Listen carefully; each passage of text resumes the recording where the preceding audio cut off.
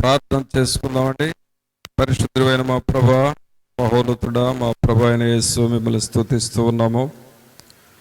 మీరు మమ్మల్ని ప్రేమించి మీరు ఇచ్చిన ఈ ప్రార్థన సమయమును బట్టి మీకు స్తోత్రాలు, వందనాలు చెల్లిస్తూ ఉన్నాము. పరిశుద్ధాత్ముడా, మీ పరిశుద్ధాత్మ శక్తిని, మీ ప్రభావమును, మీ వెలుగును మాకు అనుగ్రహించుతున్న దేవుడవు. అందుకు మీకు స్తోత్రాలు, వందనాలు చెల్లిస్తూ ఉన్నాము. ప్రభా, మీ సన్నిధిలో చేర్చున్న మా పైన మీ దయా సంకల్పమును నెరవేర్చండి. మీ చిత్తములో మమ్మలను నడిపించమని ప్రార్థన చేస్తూ ఉన్నాము. పాటలు పాడుచుండగా పాటల ద్వారా మీరు మహిమను పొందండి. మా ఆత్మలను మీరు సిద్ధపరచండి. అలాగే తండ్రి, మాకు తగిన స్తుతి ఆరాధనను అనుగ్రహించండి. మీ వాక్యమును మాకు అనుగ్రహించండి. రక్షకుడా, మీకు స్తోత్రాలు, వందనాలు చెల్లిస్తూ ఉన్నాము. మీ వాక్యం వినుచున్న ప్రతి బిడ్డను మీరు దర్శించి మీ దయగలిగిన హస్తమును ప్రతి ఒక్కరితో ఉంచి, నాయన, వినగలిగిన చెవులను, గ్రహించగలిగిన హృదయములను మాకు మీరు దయచేయండి. మీ ఆత్మను నాయన తండ్రి అభ్యంతరపరచు వేరొక ఆత్మ ఏది లేకుండా చేసి పరిశుద్ధాత్మ నింపుదల సహాయం మాకు అనుగ్రహించి మీరు అధ్యక్షత వహించి నడిపించి ఘనత ప్రభావాలు మీరే ఆరోపించుకొనమని నజరేయుడైన యేసు నామమున అడిగి వేడుకొంచున్నాము తండ్రి, ఆమేన్. పాటలు పాడుకుందామండి.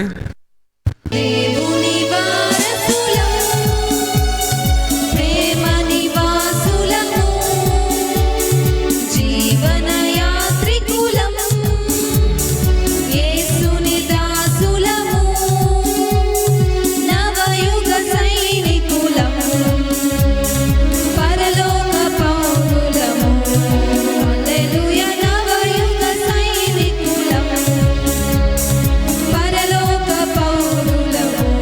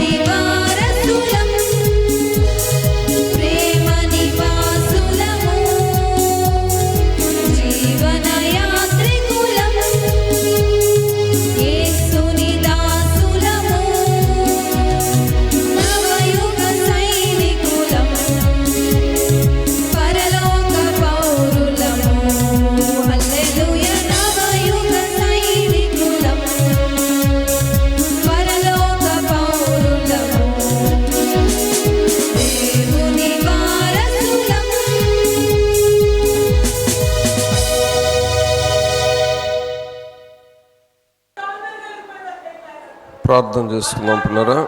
పరిశుద్ధమైన మా ప్రభా, మీ స్తోత్రాలు వందనాలు చెల్లించుకుంటున్నాము.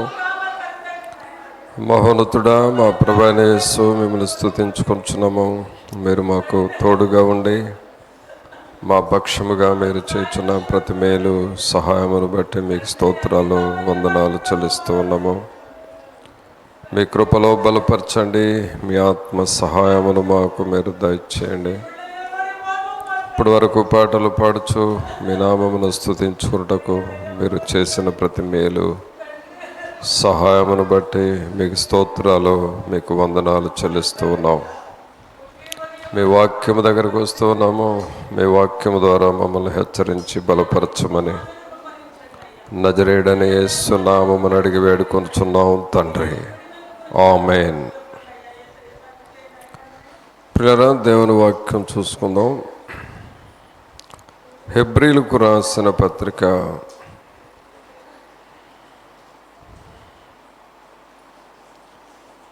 10వ అధ్యాయము. హెబ్రీలకు రాసిన పత్రిక 10వ అధ్యాయము 24, 25 వచనాలు చదువుదాం. హెబ్రీ 10, 24, 25. కొందరు మానుకొనుచున్నట్టుగా సమాజముగా కూడుట మానక ఒకనినొకడు హెచ్చరించుచు ఆ దినము సమీపించుట మీరు చూచిన కొలది మరి ఎక్కువగా అలాగు చేయుచు ప్రేమ చూపుటకును సత్కార్యములు చేయుటకును ఒకనినొకడు పురికొల్పవలెనని ఆలోచింతము. ప్రభువుని ప్రియులారా, ఇక్కడ మనం చదివిన ఈ వాక్య భాగంలో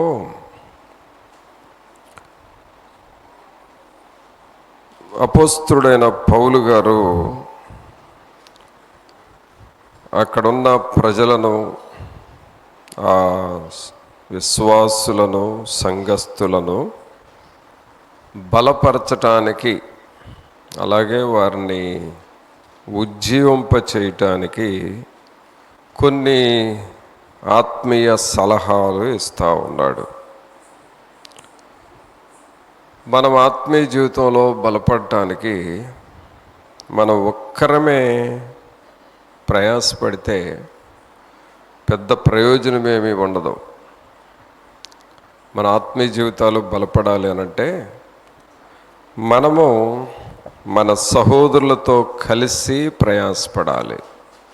అందరము కలిసి సహోదరులు ఐక్యత కలిగి నివసించుట ఎంత మేలు, ఎంత మనోహరము అని వాక్యం సెలవిస్తూ ఉంది. కాబట్టి మనం ఒక సహవాసముగా, ఒక ప్రార్థన బృందముగా తయారయ్యి దేవుణ్ణి మనం స్తుతించినప్పుడు మనం ఆత్మీయముగా బలపడతాం. ఒంటరిగా ప్రయాసపడితే దానిలో పెద్ద శక్తి రాదు.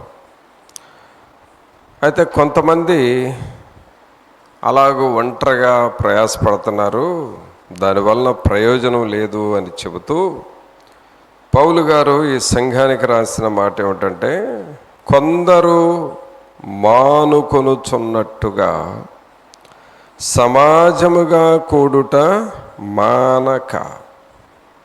చూసారా, సమాజముగా కూడుట మానక అంటే మీరందరూ ప్రార్థన కొరకు ఒక సమాజముగా కూడుట మానద్దు అని చెబుతూ ఉన్నాడు. దీన్ని మనం ఫెలోషిప్, సహవాసము అని అంటాము. అందరము కలిసి ప్రార్థన చేయటం, అందరము కలిసి దేవుని వాక్యాన్ని ధ్యానము చేయటం, అందరము కలిసి ప్రభు పనిని చేయటము, ఇది ఒక మంచి సహవాసం. ఇలాగూ మీరు చేరాలి అని పౌలు గారు ఈ హెబ్రీ ప్రజలను హెచ్చరిస్తూ ఉన్నాడు. సమాజముగా కూడుట మానక, మనం మానకూడదు. సమాజముగా మనం ఎప్పుడు కూడతాము? ప్రత్యేకముగా ఆదివారపు ఆరాధన, అది సంఘముగా మనం ఒక స్థలంలో కూడుతున్నాం. అలాగే ఉపవాస ప్రార్థనలు బుధవారము, శనివారము, అలాగే ప్రత్యేకమైన కోడికలు, వీటిల్లో మనం సమాజముగా కూడుతూ ఉన్నాం. ఇవి చాలా ముఖ్యమైనవి. మన ఆత్మీయ జీవితాల్లో ఈ సమాజముగా కూడుట మానితే, లేక నిర్లక్ష్యం చేస్తే, తెలియకుండా మనం దేవుని శక్తిని కోల్పోతాం. దేవుని ఆత్మ కూడా మనలో పలచబడిపోయినట్లుగా ఉంటుంది. అందుకనే మనం ఎప్పుడు కూడా సహోదరులమందరము కలిసి ప్రార్థన చేయటానికి ఇష్టపడాలి. అందరము కలిసి ప్రభు పని చేయటానికి ఇష్టపడాలి. అప్పుడు బలం ఉంటుంది, దేవుని శక్తి ఉంటుంది, దేవుని కార్యాలు మన మధ్య జరుగుతూ ఉంటాయి. అందుకనే ఇక్కడ ఈ ప్రజలను హెచ్చరిస్తున్నాడు. కొందరు మానుకొనుచున్నట్టుగా సమాజముగా కూడుట మానక ఒకనినొకడు హెచ్చరించుచు, ఆ దినము సమీపించుట మీరు చూచిన కొలది మరి ఎక్కువగా అలాగూ చేయుచు, ప్రేమ చూపుటకును సత్కార్యములు చేయుటకును ఒకనినొకడు పురుకొల్పవలెనని ఆలోచింతము. మనం ఆలోచన చేయాల్సిన పనులు కూడా చెబుతూ ఉన్నాడు. వేటిని గురించి మనం ఆలోచన చేయాలి?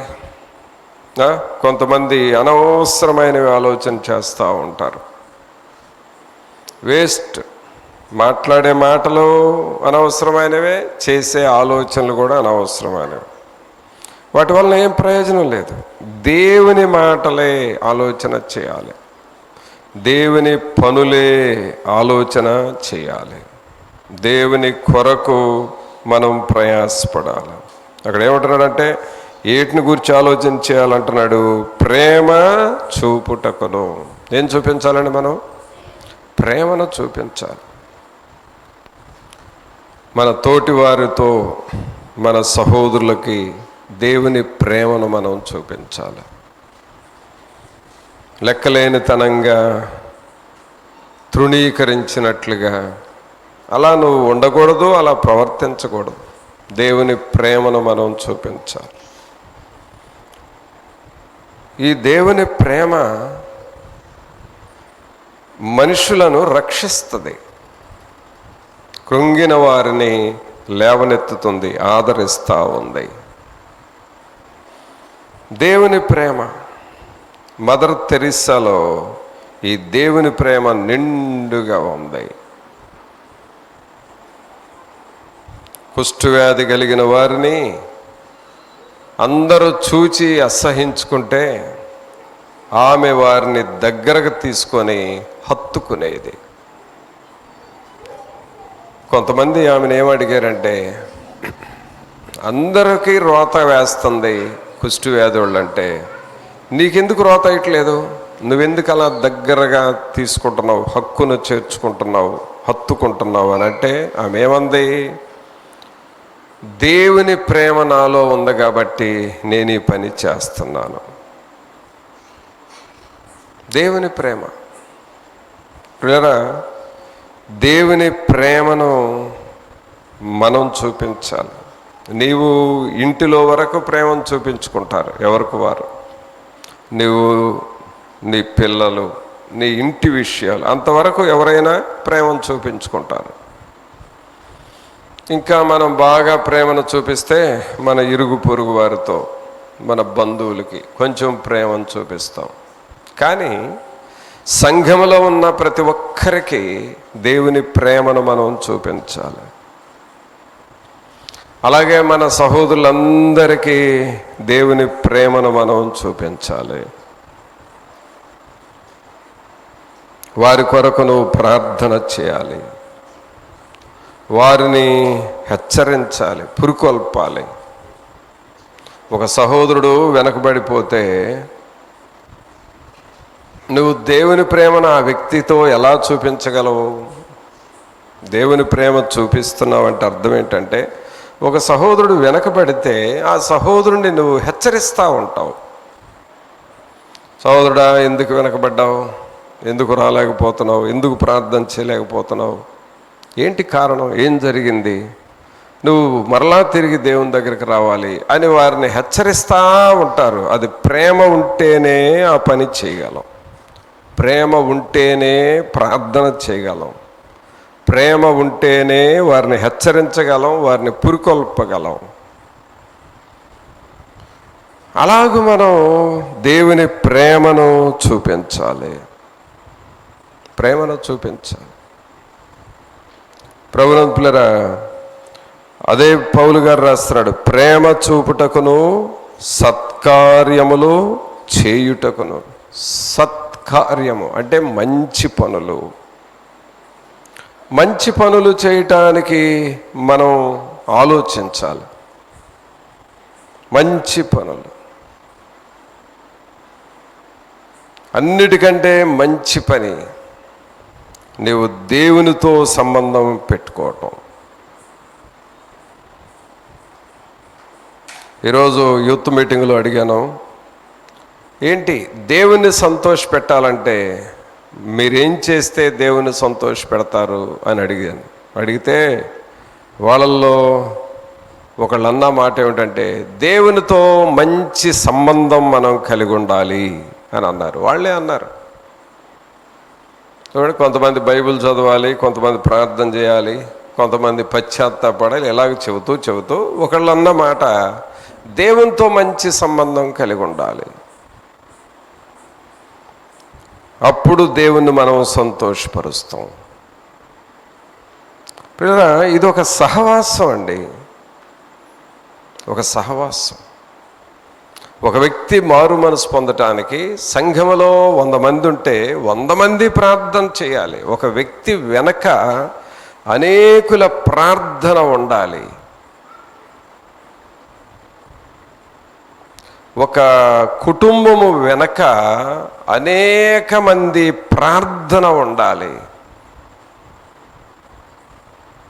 అది సహవాసం అంటే. గులాబీ పువ్వు చూడండి, బాగా విప్పారిన పువ్వు, ఆ మధ్యలో ఎక్కడో ఆ కేసరాలు సన్నగా ఉంటాయి, కానీ వాటి చుట్టూ ఆ రంగురంగుల పత్ర దళాలు అవన్నీ చుట్టూ కాచుకొని ఉంటాయి. అది ఆ పువ్వుకి అందం. ఆ చుట్టూ ఉన్న రెబ్బలన్నీ, ఆ పత్రదళాలన్నీ పుష్పదళాలన్నీ తీసేస్తే ఆ మధ్యలో సన్నగా కేసరాలు ఉంటాయి చూడండి, వాటికి అందం ఉండదు, ఇంపుగా ఉండదు. ఆ చుట్టూ అవన్నీ కప్పి ఉంటాయి పుష్పదళాలు. అలాగూ ప్రియరా, ప్రతి ఒక్క కుటుంబానికి సంఘం యొక్క ప్రార్థన చుట్టూ కలిసి ఉండాలి. ప్రేమ చూపుటకును సత్కార్యములు చేయుటకును ఒకరినొకడు పురికొల్పుకోవాలి. అది సమాజముగా కూడటం అంటే. నీ లోపల ప్రక్కమటి వాళ్ళ మీద మరి ఇష్టము లేని మనస్సు, లేక వాళ్ళంటే మనస్సులో లెక్కలేని మనస్సు, అది ఉంచుకుంటూ నువ్వు భక్తి చేస్తున్నావంటే నువ్వు దేవుని విధానంలోనికి ఇంకా రాలేదు అని అర్థం.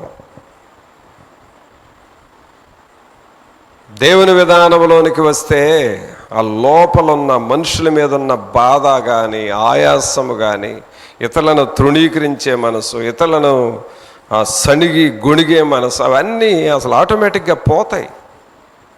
దేవుని విధానంలోనికి మనం వస్తే, దేవుని మార్గంలోనికి మనం వస్తే ఇతరుల మీద ఉన్న బాధ, ఆయాసం మొత్తం పోతాయి. వాళ్ళ మీద మనకు ప్రేమ కలుగుతుంది. అలాగూ మనం సమాజముగా చేరాలి ప్రేర. అప్పుడేమవుతుందో తెలుసా? దేవునికి నువ్వు దగ్గర అవుతావు. దేవుని ఆత్మ నీ మీద పనిచేస్తాడు. అందుకనే పౌలు గారు ఈ హెబ్రీ సంఘానికి హెచ్చరిస్తున్నాడు, ప్రేమ చూపుటకును సత్కార్యములు చేయుటకును ఒకనినొకడు పురుకొల్పవలెనని ఆలోచింతము. నువ్వు ఆలోచించాలి, ఇతరులను పురుకొల్పాలి, ఇతరుల కొరకు మనం ప్రయాసపడాలని ఆలోచించాలి. ఇంకా ఈ సహవాసము చేయాల్సిన పనులు ఏమిటి అని అంటే ఎఫెసీయులకు రాసిన పత్రికలో చూద్దాం. ఎఫెసీయులకు రాసిన పత్రిక 4వ అధ్యాయము.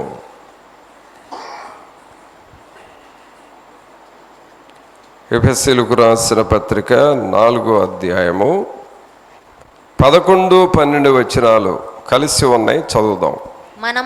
మనమందరము విశ్వాస విషయములోను దేవుని కుమారుని గూర్చిన జ్ఞాన విషయములోను ఏకత్వము పొంది సంపూర్ణ పురుషులమగు వరకు, అనగా క్రీస్తునకు కలిగిన సంపూర్ణతకు సమానమైన సంపూర్ణత గలవారమగు వరకు ఆయన ఎలాగు నియమించెను. చూసారా? కాబట్టి దేవుడు మనల్ని ఎలా సిద్ధం చేస్తున్నాడంటే, మనమందరము విశ్వాస విషయములో, అంటే మనలో విశ్వాసం రావాలి. దేవుని యందు విశ్వాసం మనకు రావాలి. ప్రార్థన చేస్తే దేవుని సన్నిధి మనకు తోడుగుంటుందనే విశ్వాసం రావాలి. దేవుని వాక్యం ఏముంది? నా యొద్దకు వచ్చువారు నేను ఉన్నాననియు అడుగువానికి జవాబిస్తానని నమ్మకంతో రండి అని చెప్పాడు. విశ్వాసం. దేవుని వాక్యం వింటున్నాము, నాకు మేలు దొరుకుతుంది అనే విశ్వాసం. ప్రార్థన చేస్తే నాకు జయం వస్తుంది అనే విశ్వాసం. ప్రభు పనిని చేస్తే ప్రభు నాకు ప్రతిఫలం ఇస్తాడు, మేలు చేస్తాడు అనే విశ్వాసం. దేవుని దగ్గర నేను కనిపెట్టి ప్రార్థన చేస్తే నా పరిస్థితులను దేవుడు మార్చి జయకరంగా మారుస్తాడు అనే విశ్వాసం. విశ్వాసం మనం నేర్చుకోవాలండి. అది సమాజముగా కూడాలి. ఒకరి యందు ఒకరము ప్రార్థన చేసుకొనుచు విశ్వాసం మనం నేర్చుకోవాలి. అందుకని ఏమంటున్నాడు? మనమందరము విశ్వాస విషయములోను దేవుని కుమారుని గూర్చిన జ్ఞాన విషయములోను. ఎవరి జ్ఞానం అండి అది? దేవుని కుమారుని గూర్చిన జ్ఞానము.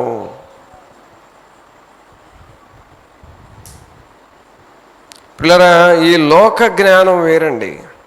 ఈ లోక జ్ఞానము ఏదో బ్రతకటానికి, అలాగే నీ పనులు చేసుకోవడానికి ఉపయోగపడుతుంది. కానీ దేవుని జ్ఞానము నీవు బ్రతికే బ్రతుకును ఆశీర్వాదకర మార్గంలో పెట్టుకోవడానికి ఉపయోగపడుతుంది. అలాగే నీ పనులు శ్రేష్టమైన పనులుగా మార్చడానికి దేవుని జ్ఞానం ఉపయోగపడుతుంది. అలాగే దేవుని జ్ఞానము నీ పరిస్థితులను మార్చి నీవు ఏ స్థితిలో ఉన్నా నిన్ను ఒక ఉన్నత స్థాయిలో పెట్టడానికి ఉపయోగపడుతుంది. ఎలీషా ఎవరండి? ఎలీషా ఎవరు? ఒక సామాన్యమైన రైతు. ఆ ఎద్దులు, ఆ నాగలి తోలే ఒక రైతు. ఏం తెలుసు వాళ్ళకి? లోక జ్ఞానం ఏమైనా తెలుసా? రైతులకి ఎంతవరకు తెలుసు? ఒకవేళ రైతులకు జ్ఞానం ఉంటే ఆ నీళ్ళు ఎప్పుడు వస్తాయి, పంటలు ఎలా పండించాలి, పిండి ఎప్పుడు వేయాలి, ఏ తెగులు వస్తే ఏ మందు కొట్టాలి, అవి ఎవరినో అడిగి తెలుసుకుంటారు. అంతవరకే రైతు జ్ఞానం. కానీ ఈ రైతుగా ఉన్న ఎలీషా దేవునికి లోబడి దేవుని వాక్యాన్ని గైకొన్న తర్వాత దేవుని జ్ఞానం ఎలీషాలోనికి వచ్చింది. ఎంత దేవుని జ్ఞానం ఉందంటే, ఎవరో ఎక్కడో శత్రువులు ఆయన ఉన్న దేశాన్ని, షోమ్రోను దేశం కానీ ఇశ్రాయేలు ప్రాంతాలు, ఎవరో శత్రువులు ఈ దేశం మీద యుద్ధం చేయాలని ఎక్కడో ప్లాన్ చేస్తూ ఉంటే, వాళ్ళు చాటుగా ఎక్కడో ప్లాన్ చేస్తున్న ఆ ప్లాన్ కూడా ఎలీషాకి వచ్చేసేది. వాళ్ళు ఏం చేస్తున్నారో, ఏం ఆలోచిస్తున్నారో కూడా ఎలీషాకి దేవుడు చెప్పేసేవాడు.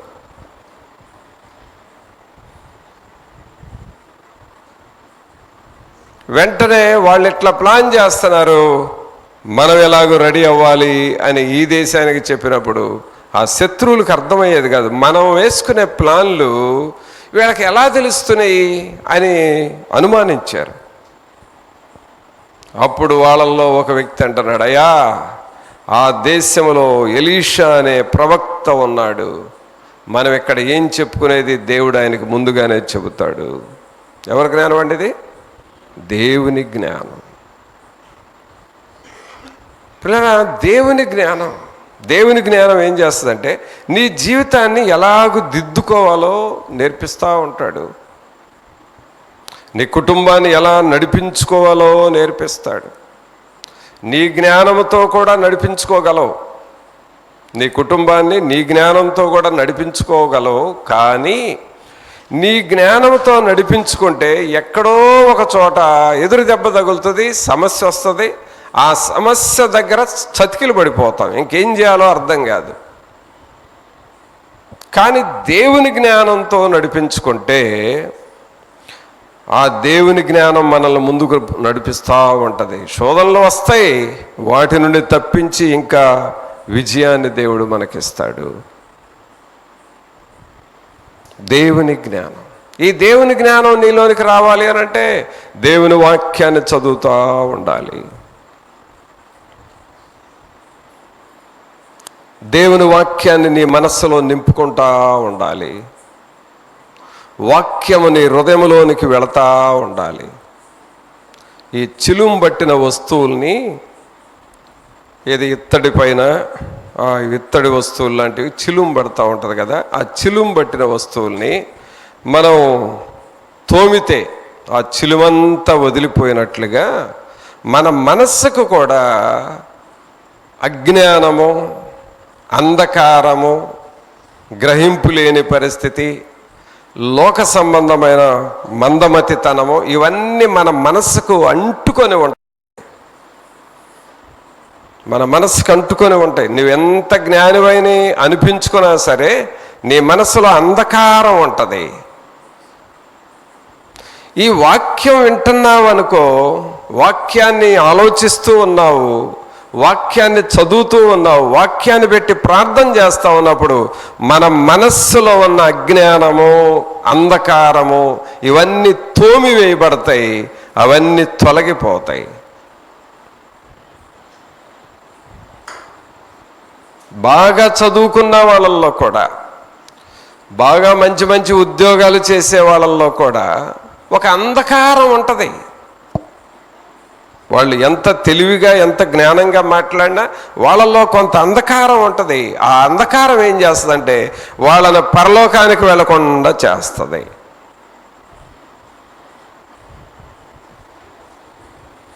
అందుకనే దేవుని జ్ఞానముతో మనం నింపుకోవాలి. దేవుని జ్ఞానము ఎప్పటికప్పుడే నిన్ను హెచ్చరిస్తూ ఉంటుంది. అందుకనే ఎలీషా ఏదో సామాన్య జ్ఞానం కలిగిన వ్యక్తి దేవునికి లోబడ్డప్పుడు దేవుని జ్ఞానం ఎలీషాకు వచ్చేసింది. ఎలీషా ఎలాంటి వాడైపోయాడంటే ఇక జరగబోయేవి కూడా ప్రార్థన చేసి చెప్పేస్తున్నాడు, ప్రవచిస్తున్నాడు. అంత జ్ఞానం ఎక్కడి నుంచి వచ్చింది? ప్రార్థనకు లోబడ్డాడు, వాక్యానికి లోబడ్డాడు. ఏకాంత ప్రార్థన చేశాడు. ఆయన ఎక్కువగా కర్మెలు పర్వతం మీదకు వెళ్ళి ఒంటరిగా ప్రార్థన చేసుకునేవాడు. పిల్లరా, ఇలాగూ దేవుని దగ్గర కనిపెట్టాలి. సమాజముగా మనం చేరాలి, ఒక సహవాసముగా మనం తయారు కావాలి.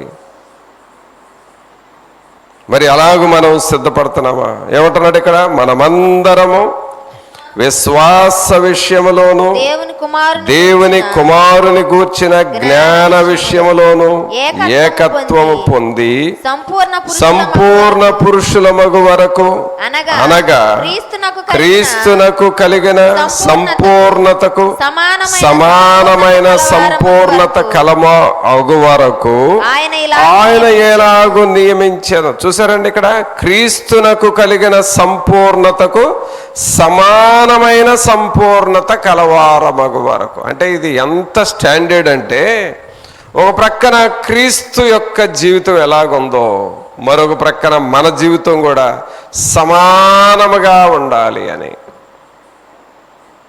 అంటే దేవునితో అంత సహవాసం చేసేవారిగా మారాలి అని దేవుని వాక్యం మనకు నేర్పిస్తూ ఉంది. క్రీస్తు ప్రభువుకు సమానం కాగలమంట. అపోస్తుడైన పౌలు గారు సౌలుగా ఉన్నప్పుడు ఎంత దుర్మార్గంగా ప్రవర్తించాడు మనకు తెలుసు. తర్వాత ఆయన దమస్కు మార్గంలో మారు మనసు పొందాడు. ఆ తర్వాత దేవుని ప్రత్యక్షత పొందాడు. దేవునికి ఒకప్పుడు ఎంతో దూరంగా ఉన్న వ్యక్తి ఇప్పుడు కొంచెం కొంచెంగా దేవునిలో ఎదుగుతూ చివరికి సంఘాలను కట్టే సేవకుడుగాను, అపోస్తులుడుగాను, ప్రార్థనాపరుడుగా మారి ఆ తర్వాత ఏమంటాడంటే, నేను క్రీస్తును పోలి నడుచుకొనుచున్న ప్రకారము మీరును నన్ను పోలి నడుచుకోనండి అంటాడు. అంటే ఏమయ్యాడు? క్రీస్తు ప్రభుకి సమానముగా మారిపోయాడు పౌలు. పిల్లరా, సంఘము దేవునితో సమానంగా ఎప్పుడు కాగలమంటే మనమందరము కలిసి దేవుణ్ణి స్తుతించాలి. ఎవరికి వాళ్ళమే ప్రార్థన చేసుకోవటం, ఎవరికి వాళ్ళే భక్తి చేసుకోవటం కాదు. ఒకరినొకరం ప్రేమించుకుంటూ, ఒకరినొకరం కలిసిమెలిసి ఉంటూ, ఒకరినొకరము మనం దేవుని వాక్యం విషయంలో మనస్సు కలుపుతూ, హృదయాన్ని కలుపుతూ ఏకత్వము పొందుచు అని ఉంది కదా ఇక్కడ. ఏకత్వము, దేవుని కుమారుని గూర్చిన జ్ఞాన విషయంలోనూ ఏకత్వము పొంది ఏక మనస్సు మనలోనికి రావాలి. ఇది ఎప్పుడు వస్తుంది అయ్యానంటే, ఎవరికి వాళ్ళే ఎక్కడో ఒక చోట ప్రార్థన చేసుకుంటే రాదండి. దేవుని సన్నిధిలో కలిసి ప్రార్థన చేయాలి. నీలో అసలు ఏకత్వం ఉందా లేదు అనేది ఎక్కడ తెలుస్తుందంటే, నువ్వు కలిసి ప్రార్థన చేస్తున్నావా లేదా. అందరితో కలిసి, సంఘంతో కలిసి ప్రార్థన చేస్తున్నావా లేదా. నువ్వు కలిసి ప్రార్థన చేస్తూ ఉంటే దేవుడు ఏకత్వం ఇస్తాడు. అలాగే ఏకత్వం ఉందా లేదా అనేది ఎక్కడ తెలుస్తుందంటే, దేవుని పని ఏదైనా మనము కలిసి చేస్తున్నామా చేయలేకపోతున్నామా. కొన్ని ప్రోగ్రామ్స్ ఉంటాయి, కోటాలు. ఆ కోటాలు వచ్చినప్పుడు అందరము కలిసి ఎన్నో పనులు చేయాలి. అలాగే ఉపవాస కోటాలు, లేక ఏదైనా సెమీ క్రిస్మస్ ఆరాధనలో ఏమైనా స్పెషల్ వీధి కోటాలు లాంటివి, ఇలాంటి మీటింగ్స్ వచ్చినప్పుడు ఒకళ్ళిద్దరితో అవ్వదు ఆ పని. అందరూ కలిసి ఎవరు చేయాల్సిన పని వారు చేయాలి. అక్కడ ప్రతి ఒక్కరము మనస్సు కలిపి చేయాలి. వాళ్ళు చేస్తున్నారులే అని నువ్వు వెనక్కిపోవటం కాదు, వాళ్ళు ఆ పని చేస్తున్నారు కాబట్టి నేను ఈ పని చేయను అని అంటాం కదా. అందరము కలిసి పని చేయాలి. అక్కడ ఏకత్వం వస్తుంది. ఈ పని చేసే టైంలో మనస్సు కలపలేకపోతున్నావంటే క్రీస్తులో నీకు ఏకత్వం లేదు అని అర్థమవుతుంది. ఒక సహవాసానికి దేవుడు మనల్ని పిలిచాడు పిల్లరా, ఒక సహవాసానికి పిలిచాడు. ఇది ఎవరితో సహవాసం? నీకు స్నేహాలు చాలా ఉంటాయి, నీకు స్నేహితులు చాలామంది ఉంటారు, కానీ దేవునితో సహవాసము చేయటం ఉత్తమమైన సహవాసం. ఎలీషా కర్మేలు పర్వతం మీదకు వెళ్ళి దేవునితో ఒంటరిగా ప్రార్థనలో గడిపాడు. ఇస్సాకు పొలంలోనికి వెళ్ళి ఒంటరిగా ప్రార్థనలో గడిపాడు. దేవునితో సహవాసం. ఈ మెట్టుకు మనం రావాలి. ఈ మెట్టుకు రావాలంటే కొంత ప్రయాసపడాలి, తప్పదు. ఏమి ప్రయత్నం చేయకుండా ఈ మెట్టుకు వెళ్ళాలి అని అంటే అది కలలాగా మిగిలిపోతుంది తప్ప నీ జీవితంలో అది జరగదు. నువ్వు ప్రయాసపడాలి, దేవుని కొరకు ప్రయాసపడాలి. తెల్లవారుజామున ప్రార్థన చేయటానికి లేవాలి. కొంచెం బద్ధకమైనా సరే ఆ బద్ధకాన్ని వదిలించుకోవాలి, లేవాలి, దేవుని సన్నిధికి వెళ్ళాలి. ఈ తెల్లవారుజాము ప్రార్థన చేసే విషయంలో నేను సంఘానికి అలాగూ నేర్పుతా ఉన్నాను. మీరు ఎంత బడలికి వచ్చినా లేచి మందిరానికి రండి, మందిరంలో పడండి, మందిరంలో ప్రార్థన చేయండి. దాదాపు కొన్ని సంవత్సరాల నుండి ప్రార్థన జరిపిస్తూ ఉన్నాం. నువ్వు ఏదో ఒకటి చేయాలండి. ఇది దేవుని కొరకు నువ్వు ఏదో ఒకటి ప్రయాసపడాలి. ప్రయాసపడకుండా పెద్ద భక్తి వస్తుందని అనుకోవద్దు, రాదు అసలు వాళ్ళకి. నువ్వు ప్రయాసపడకపోతే భక్తి ఎలా వస్తుంది? దేవుని జ్ఞానం ఎలాగో మనం పొందుతాం? క్రీస్తునకు కలిగిన సంపూర్ణతకు సమానమైన సంపూర్ణత నీకు రావాలి అనంటే నీవు దేవుని కొరకు ప్రయాసపడతా ఉండాలి.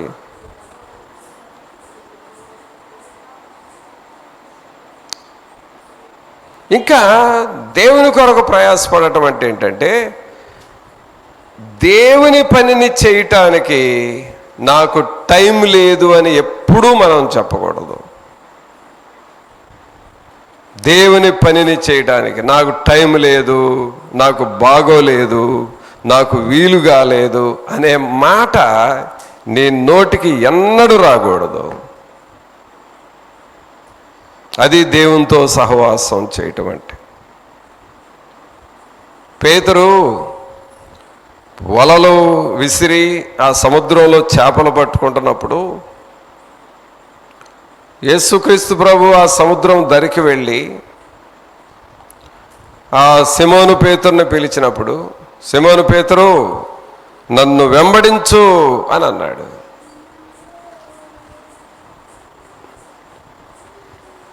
నాతో వచ్చేసేయ్, నేను మిమ్మల్ని మనుషులను బట్టు జాలర్లుగా చేస్తాను అని చెప్పాడు. ఆయన కూడా చెప్పొచ్చు, ప్రభా నాకు ఎట్లా వీలైద్ది, నా చేతిలో ఏముందో చూడు, వల, చేపలు పడుతున్నాను, వీటిని నేను మార్కెట్కి తీసుకొని వెళ్ళాలి, వాటిని అమ్ముకోవాలి, ఆ డబ్బుతో నా కుటుంబాన్ని పోషించుకోవాలి, మా తర్వాత ఓడను ఆ పడవను దరికి చేర్చుకోవాలి, ఎన్ని పనులు ఉన్నాయి ప్రభా నాకు, నువ్వు నన్ను వెంబడించని సింపుల్గా చెప్పేశావు, నాకు ఎట్లా వీలైద్దయ్యా అని చెప్పచ్చు పేతురు ఆ టైంలో. కానీ చెప్పాడా? చెప్పలా. అంటే దేవునితో సహవాసం చేసేవారు ఎన్నడూ కూడా దేవుని పని నాకు కుదరదు అని చెప్పలేము. అసలు నీ నోటికి ఆ మాట రాదండి. ఆ మాట చెప్పటానికి నీకు అసలు మనసాక్షి ఒప్పుకోదు, అంతే.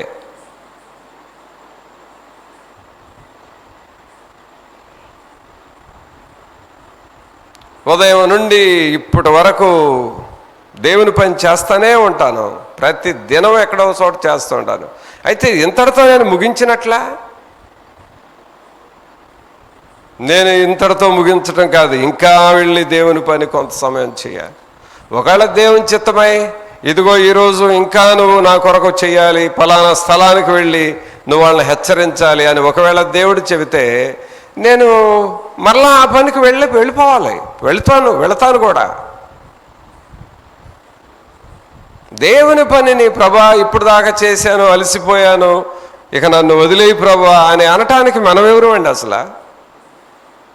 నువ్వు నా పని ఇంకా చేయాలి అని ప్రభు చెబితే రెడీ ఆయన పని చేయటానికి.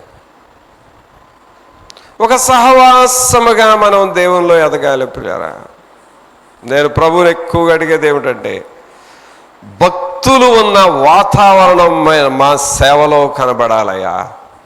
అసలు మన వాతావరణమే భక్తులు ఉంటే దేవదూతలు తిరుగుతున్నట్లుగా, దేవదూతలు మన మధ్య సంచరిస్తున్న ఆ అనుభవం ఎలా ఉంటుందో అలాంటి వాతావరణం మా మధ్య రావాలి.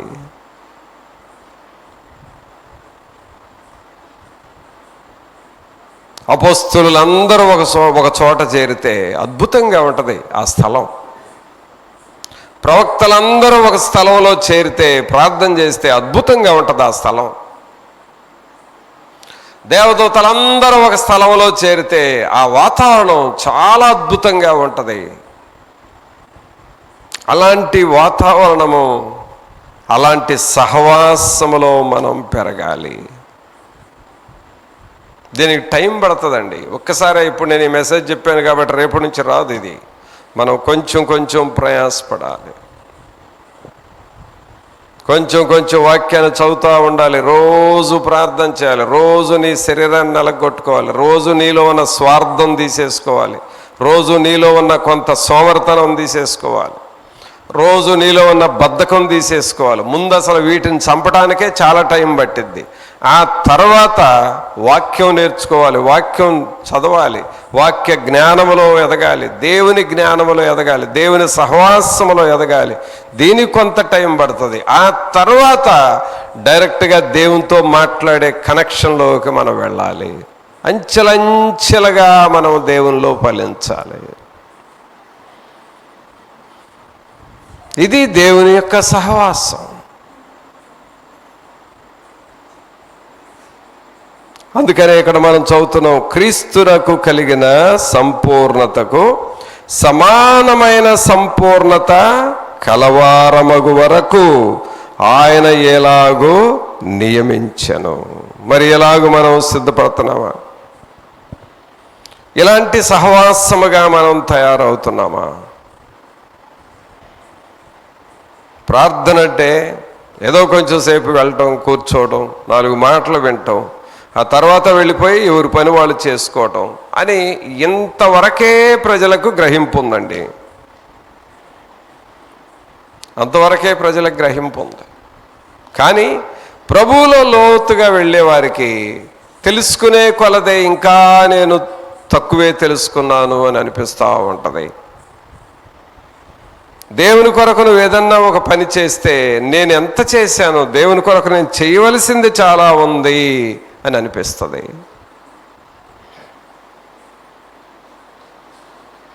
ఎన్నో సంవత్సరాల నుండి నేను దేవుని సేవ చేస్తున్నాను. కానీ నాకు ఇప్పుడు ఏమనిపిస్తుందంటే, ఇప్పటి వరకు చేసింది పెద్ద ఏమీ చేయలేదు, చేయవలసింది చాలా ఉంది, ఇదంతా ఎప్పుడు చేస్తానా అని నేను ప్రభు దగ్గర అడుగుతూ ఉన్నాను. దేవుని కొరకు చేసిన పనేమో బుడం దోసకాయ అంత చేశాను.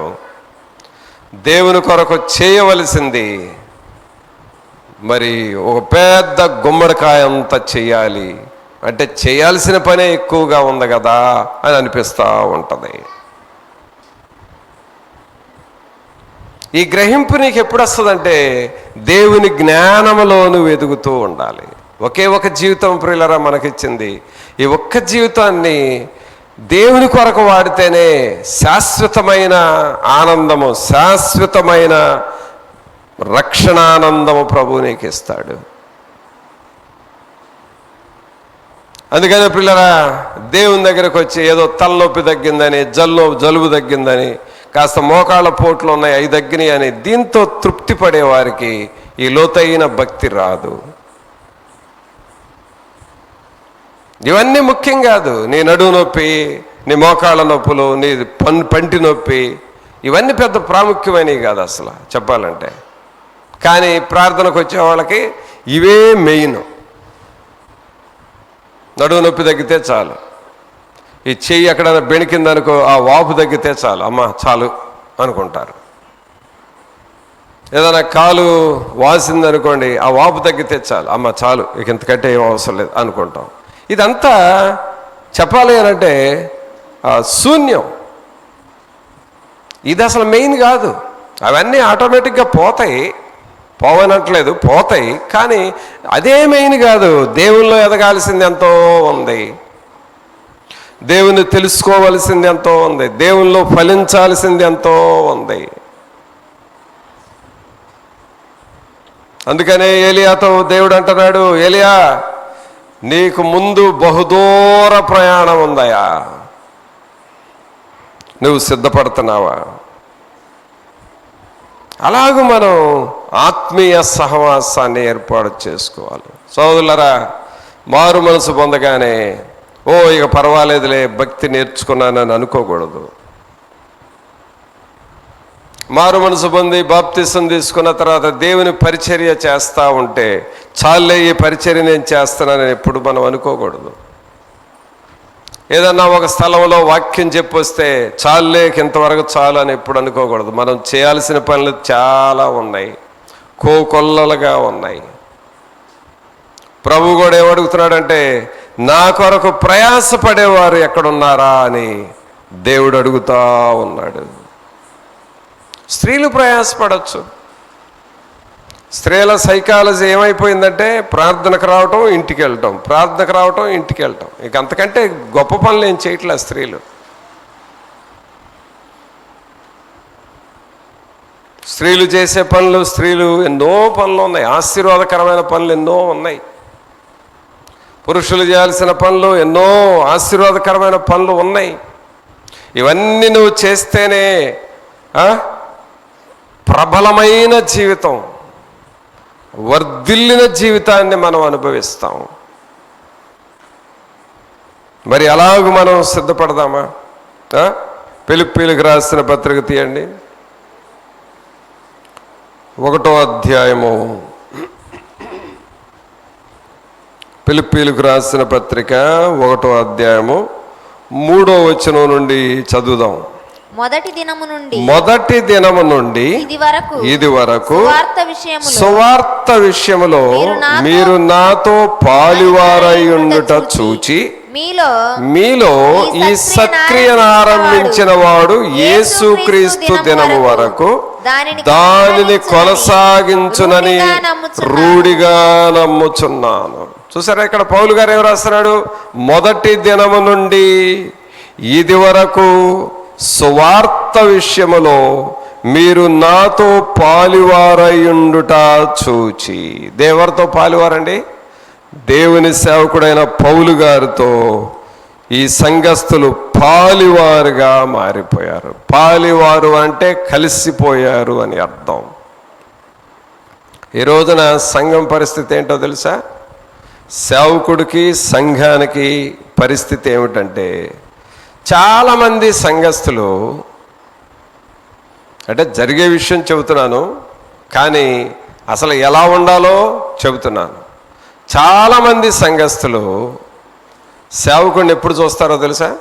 ఎప్పుడు చూస్తారు చెప్పండి మీరు? సంఘంలో వాక్యాన్ని బోధించే సేవకుడిని చాలామంది విశ్వాసులు ఎప్పుడు చూస్తారు? చెప్పాలి, ఎప్పుడు చూస్తారు? ఆదివారము వాక్యం చెప్పడానికి స్టేజి మీద నిలబడతాడు కదా సేవకుడు, అప్పుడు చూస్తారు అంతే.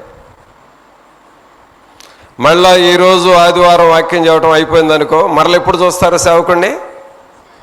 మళ్ళీ వచ్చే ఆదివారం ప్రసంగం చేయటానికి నిలబడతాడే సేవకుడు, అప్పుడు చూస్తారు.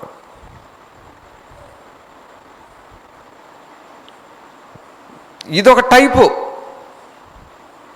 ఆదివారం ప్రసంగం చేసేటప్పుడు చూడటం అది ఒక టైపు.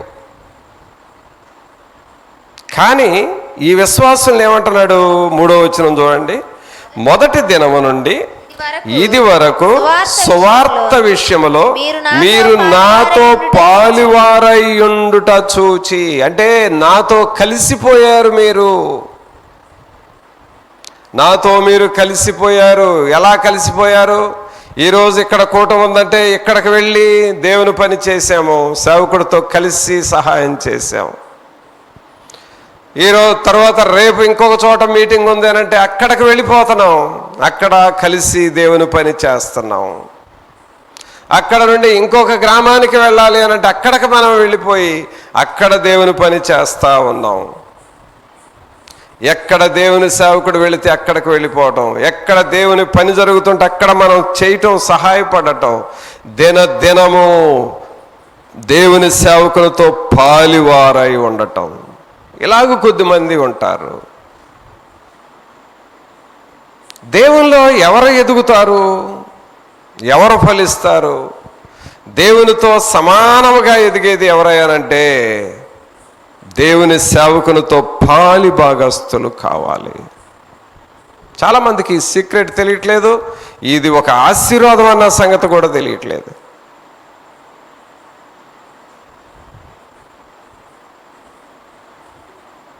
ఇది ఒక ఆశీర్వాదం అన్న సంగతి తెలియట్లేదు. నేను గమనిస్తూ ఉంటా, దేవుని సేవకు వెళ్ళేటప్పుడు కొంతమంది సహోదరుల్ని, మనం పలానా గ్రామానికి వెళదాము, వాక్యం చెప్పి రావాలి, మీటింగ్ ఉంది, మనం వెళదాము అని అడుగుతా. వాళ్ళు కానీ సరేనన్నా వస్తామని వస్తే సరి, ఇక వాళ్ళని అలాగూ దేవుని పనిలో నడిపిస్తూ ఉంటాను, వాళ్ళ కొరకు ప్రయాసపడతా ఉంటా. వాళ్ళు కానీ నాకు కుదరదు, నేను రాను అన్నారు అంటే దానికి సరైన కారణం ఉంటే పర్వాలేదు. బద్ధకంతో కానీ వాళ్ళు ఆ మాట అన్నారని తెలిస్తే నాకు మరలా ఎన్నడూ ఆ వ్యక్తిని నేను పట్టించుకోను. ఇంకెందుకు, వాళ్ళు అలాంటి వాళ్ళు పనికిరారు. వాళ్ళు వచ్చిన దేవుని ఆత్మకు వాళ్ళు భంగంగా ఉంటారు దేవుని సేవలో.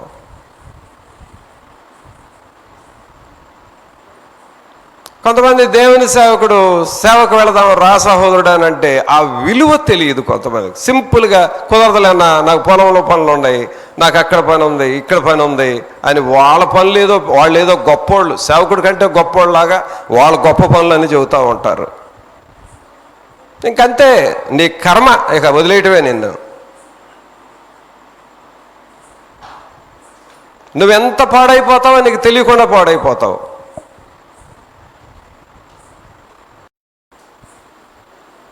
ప్రభునందు పిల్లరా, ఇక్కడ పౌలు గారు ఫిలిప్పీ సంఘస్థులను ఏమంటున్నాడు?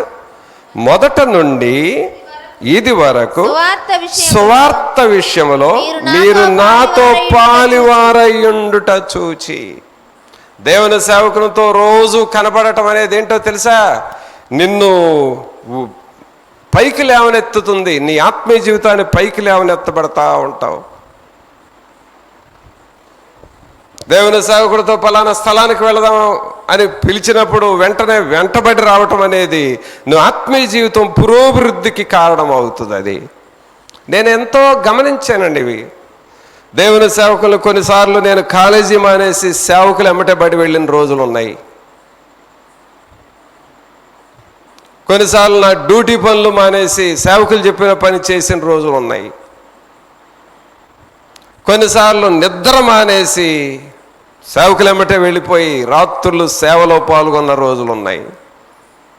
ఎన్నో చూశాను. సేవకుల్ని వెంబడించడం, వాళ్ళ బ్యాగులు మోయటం, వాళ్ళు చెప్పిన పని చేయటం, వాళ్ళ చేయటం ద్వారా వచ్చిన ఆశీర్వాదాలు ఎన్నెన్నో నా జీవితంలో ఎన్నో అనుభవించాను. ఇది క్రీస్తులో మనం పాలివారం అవటము. అందుకనే ఫిలిప్పీ సంఘస్థులతో అంటున్నాడు, మొదటి దినము నుండి ఇది వరకు సువార్త విషయములో మీరు నాతో పాలివారయ్యుండుట చూచి.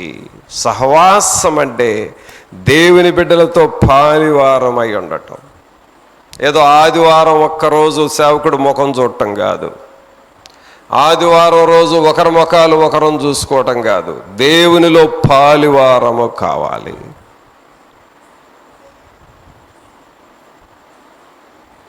తర్వాత ఏమంటున్నాడు? మీలో ఈ సత్క్రియను ఆరంభించిన వాడు యేసుక్రీస్తు దినము వరకు దానిని కొనసాగించునని రూఢిగా నమ్ముచున్నాను.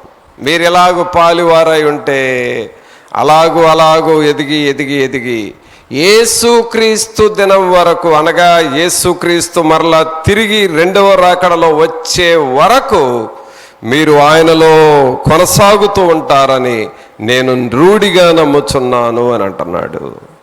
ఇదండి సహవాసం అంటే. ఇది దేవుని సహవాసం. పిల్లరా, ఈ స్టాండర్డ్లోకి వెళితే చాలా గొప్ప భక్తి జీవితం నీకు వస్తుంది.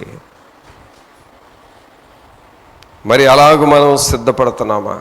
ఆ స్థాయికి వెళ్ళాలని పౌలు గారు ఈ సంఘాన్ని హెచ్చరిస్తూ ఏమంటున్నాడు చూడండి. హెబ్రీయులకు రాసిన పత్రిక 1వ వాక్యాన్ని చూద్దాం. 10వ అధ్యాయము 24వ వచనం.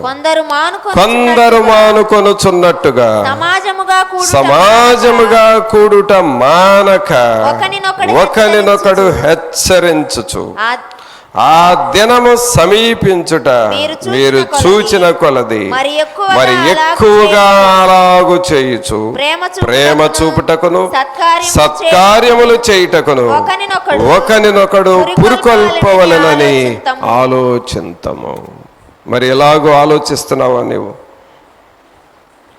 ఇలాగూ నా జీవితాన్ని మార్చుకోవాలి, ప్రభు కొరకు ప్రయాసపడాలని నువ్వు ఆలోచిస్తున్నావా? ఇలాగూ ఆలోచించిన వారు ఎవరైనా ఉన్నారా అనంటే ఉన్నారు.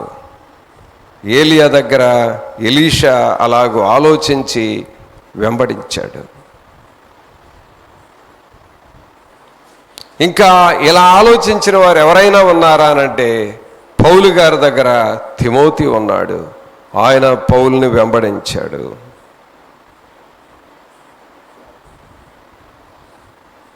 పిల్లరా, మన జీవితాల్లో కూడా మనము దేవుని సన్నిధిలో ముందుకు సాగాలి, సమాజముగా కూడాలి, సహవాసముగా ముందుకు రావాలి, దేవుని పనిలో ముందుకు సాగాలి. అప్పుడు మన జీవితాలని దేవుడు బహుగా ఆశీర్వదిస్తాడు. ప్రార్థన చేసుకుందాం. ఒక నిమిషం అందరము తలలు వంచి ప్రభు సన్నిధిలో, పరిశుద్ధాత్మదేవ, మీ సన్నిధిని మాతో ఉంచి మేము ఆత్మలో వర్ధిల్లాలి అని, దేవుని మార్గములో ముందుకు సాగాలి అని అనేక రీతులుగా మమ్మల్ని మీరు హెచ్చరిస్తూ ఉన్నారు కదా. మీకు స్తోత్రాలు, మీకు వందనాలు ప్రభా. మీ కృపలో మమ్మలను బలపరచండి, మీ ఆత్మశక్తిని సహాయమును మాకు దయచేయండి అని అందరము ప్రభువుని వేడుకుందాము. పరిశుద్ధమైన మా ప్రభా, మీకు స్తోత్రాలు, వందనాలు. మహోన్నతుడా మా ప్రభు అయిన యేసు, మిమ్మల్ని స్తుతిస్తూ ఉన్నాము. యేసురాజా, మీకు స్తోత్రాలు, మీకు వందనాలు చెల్లిస్తూ ఉన్నాం. సమాజముగా కూడుట మానవద్దు అని చెప్పారు. దేవుని బిడ్డలతో పాలిభాగస్తులుగా ఉండండి అని చెప్పారు. మరి మేము అలాగూ మిమ్మల్ని వెంబడించు వారిముగా చేయండి ప్రభా. దేవుని పనిలో నమ్మకస్తులుగా మమ్మలను చేయండి. మీ వాక్యపు వెలుగును గ్రహింపును మాకు దయచేయండి.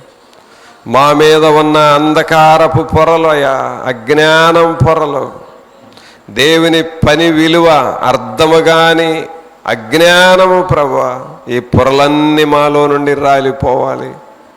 మీ వాక్య విషయమైన గ్రహింపు మాకు రావాలి. దేవుని జ్ఞానములో మేము ఎదగాలి ప్రభువా. అట్టి గ్రహింపును మాకు దయచేయండి. పేతురు, నువ్వు నన్ను వెంబడించు అని చెప్పినప్పుడు ప్రభువును వెంబడించడమే నేర్చుకున్నాడు, సాకులు చెప్పటం నేర్చుకోలేదయ్యా. ఎలీషా నీ ఆ కాడిని, ఆ నాగలి వదిలిపెట్టి నన్ను వెంబడించు అన్నప్పుడు వదిలిపెట్టి వెంబడించాడు, సాకులు చెప్పలేదు. ఆత్మీయ జీవితంలో ప్రభువా, మీ కొరకు ఇలాగ ముందుకు వచ్చే జీవితాలు మాకు మీరు దయచేయండి. సమాజముగా కూడటం మానకూడదు, సహవాసముగా మేమందరం మీ సన్నిధిలో ముందుకు చేరాలి. అలాగూ దేవుని ఆత్మ వాతావరణం మా ప్రాంతాల్లోనికి రావాలి. సంఘములో, మా సేవలో దేవుని ఆత్మ సంచారము చేయాలి. తండ్రి, మీకు స్తోత్రాలు, మీకు వందనాలు చెల్లిస్తున్నాం. మీ ఆత్మ కదలిక మాకు దయచేయండి. దేవుని ఆత్మ మమ్ములను వెంటాడులాగున సహాయం చేయండి. ప్రభు అయిన యేసు, మీ వైపు చూస్తూ ఉన్నాము. మీ పరిశుద్ధాత్మ అగ్నిని మాకు మీరు దయచేయండి. ఈ ప్రియులను దర్శించండి. దేవుని వాక్యము ప్రతి ఒక్కరి హృదయంలో నిలిచి ఫలించాలి. వాక్యమునకు లోబడాలి. క్రీస్తులో పాలిభాగస్థులుగా మారాలి. క్రీస్తునకు సమానమైన వారసత్వము కలిగిన వారముగా మేము మారాలి. ప్రభా తండ్రి, మీ కృపలో మమ్మలను బలపరచండి. మమ్మలను ఎన్నడూ విడువని ఎడబాయని దేవుడవు ప్రభా, మీకు స్తోత్రాలు, మీకు వందనాలు. మీ కృప కనికరము కలిగిన ఆత్మను మాకు దయచేసి మీ అద్భుతమైన దైవ జ్ఞానముతో మమ్మలను నింపి నడిపించమని నజరేయుడైన యేసు నామమున అడిగి వేడుకొనుచున్నాము తండ్రి. మన తండ్రి అయిన దేవుని ప్రేమ, కుమారుని కృప, పరిశుద్ధాత్మ యొక్క సన్నిధి, ఆయన సహవాసం ఇప్పుడు నెల్లప్పుడు మనందరికీ తోడుగా ఉండి సహాయము చేసి నడిపించును గాక. ఆమేన్. మంచిది పిల్లలు, అందరికీ వందనాలు.